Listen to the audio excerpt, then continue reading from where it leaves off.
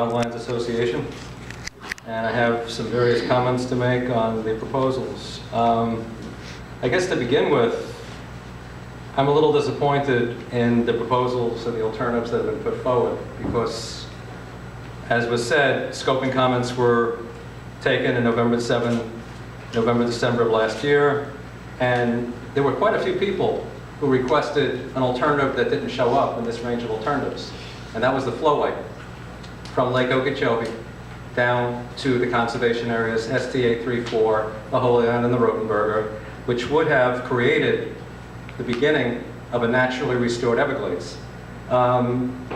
Nobody's talking about the Sugarland option that we have.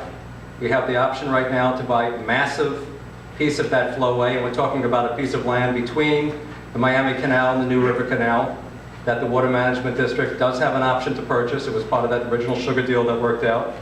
The amount of land south of that purchase option is not that much.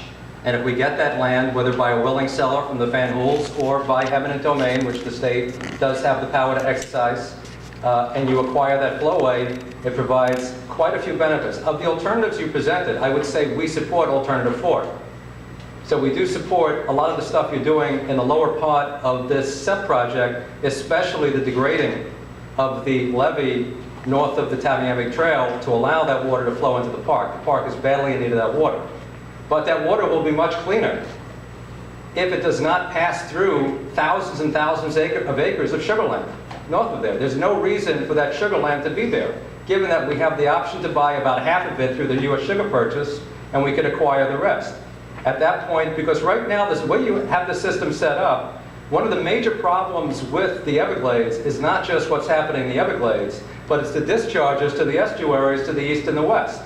These flow equalization basins, these 4-foot puddles that you're going to build there, are not going to be able to accept massive discharges from the lake during high water periods.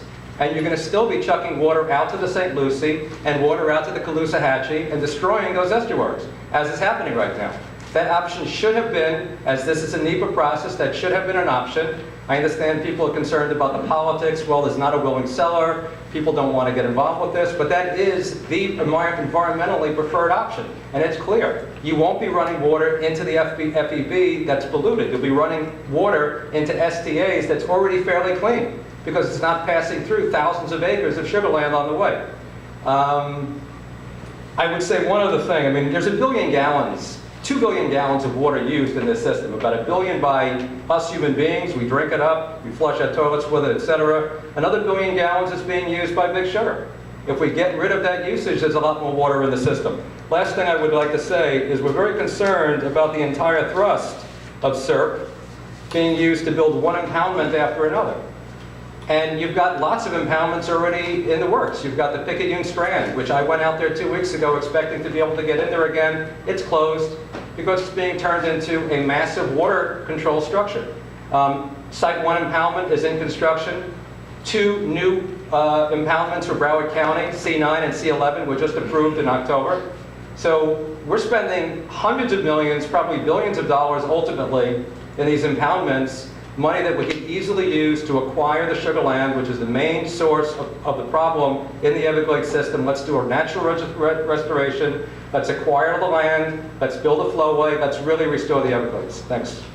And we will be submitting significant written comments as the process goes on. Thank you, sir. Al Louise.